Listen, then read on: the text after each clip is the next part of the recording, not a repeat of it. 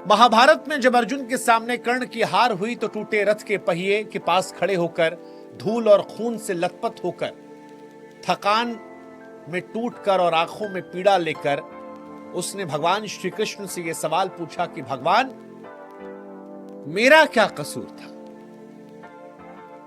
क्या कसूर था मेरा माधव? यह एक ऐसा सवाल था जो किसी एक व्यक्ति का नहीं, मानो हजारों जन्मों का दर्द लिए खड़ा था। जब कर्ण ने पूछा कि बताइए माधव, मैं कहां गलत था, मैं किस बात का अपराधी था, मैंने ऐसा क्या किया था कि मेरी पूरी जिंदगी संघर्ष, ठुकराहट, अपमान की आग में बीत गई? ऐसा क्यों हुआ माधव कि मेरे हिस्से में बस गालियां, श्राप और आरोप आए? मैंने तो किसी से कुछ नहीं मांगा था, न माता से स्नेह, न गुरु से पक्षपात, न धन, न राज्य। मैंने युद्ध किया, दान किया, मित्रता निभाई, लेकिन इसके बावजूद जीवन के अंतिम क्षणों में भी दुनिया मुझे अपराधी कह रही है। क्यों माधव? क्या दोष था मेरा? कृष्ण कर्ण को देखकर खामोश रहे। भगवान कृष्ण उस व्यक्ति को देख रहे थे जो बाहर से तो कठोर था, लेकिन प्रतीत हो रहा था कि भीतर से टुकड़ों में बिखरा हुआ है। कृष्ण ने वर्षों से कर्ण को देखा था, उसकी महत्वाकांक्षा, उसकी पीड़ा, उसका संघर्ष, उसका गुस्सा, उसकी उदारता, एक ऐसा मिश्रण जो किसी मनुष्य को असाधारण भी बनाता है और दुखद भी बनाता है। कृष्ण जानते थे कि यह सवाल केवल शब्द नहीं है, यह किसी थके हुए योद्धा की आखिरी चीख है, एक ऐसी चीख जो शायद देवताओं तक भी नहीं पहुंची थी। उन्होंने शांत स्वर में कहा, कर्ण, तुम्हारा दोष नहीं था,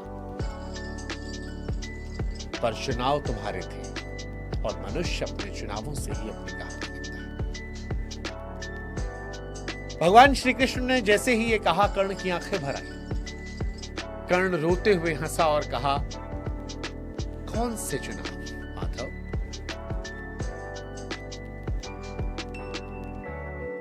इन आंसुओं के साथ जो हंसी थी उसमें व्यंग्य भी था, पीड़ा भी। उसने पूछा, मैंने कौन सा रास्ता चुना था माधव? कब जीवन में मेरे हाथ में कुछ था?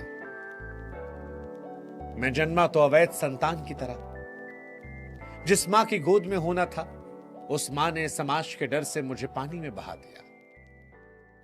जिसने मुझे पाला वो महान था, लेकिन उसी की जाति मेरा अभिशाप बन गई।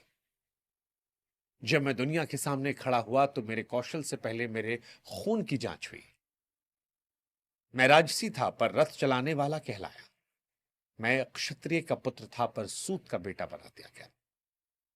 जब मैं सीखना चाहता था, बढ़ना चाहता था, तो लोग मेरे जन्म पर ताला लगा देते थे। जब मैं युद्ध में आया तो इंद्र ने मुझसे कुंडल कवच मांग लिया।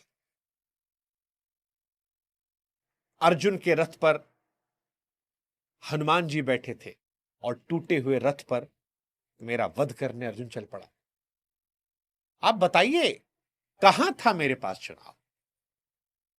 मेरा रास्ता तो उसी दिन बंद हो गया था जिस दिन मैं आंख खोलने के लिए तैयार नहीं था। भगवान कृष्ण की आंखें इन सवालों के बाद स्थिर थी, न नरम न कठोर, केवल सत्य का भार लिए खड़ी थी। कृष्ण कहते हैं कि दुनिया का निर्णय तुम्हारी नियति तय कर सकता है, पर तुम्हारे कर्म नहीं। तुम समाज के द्वारा ठुकराए गए, ये ठीक है, पर तुम उस ठुकराहट को अपने निर्णयों का आधार ना बनाते तो कौन सा नियम रोके रख सकता था? तुम चाहते तो उस समय सबसे ऊंचा धर्म बन सकते थे, पर तुमने क्या चुना? तुमने दुर्योधन को चुना। कृष्ण जैसे ही ये कहते हैं, कर्ण कहता है कि माधव, मैंने दुर्योधन को चुना?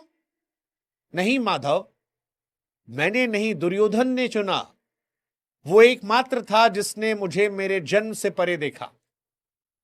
उसने कहा कि मैं राजा से कम नहीं हूं। उसने मुझे वो दिया जो दुनिया ने छीन लिया था, सम्मान। अगर मैं उसके व्यवहार के प्रति कृतज्ञ रहा तो क्या गलत था माधव? जिसने मेरा अपमान मिटाया उसका साथ देना क्या पाप था? क्या वही धर्म नहीं था?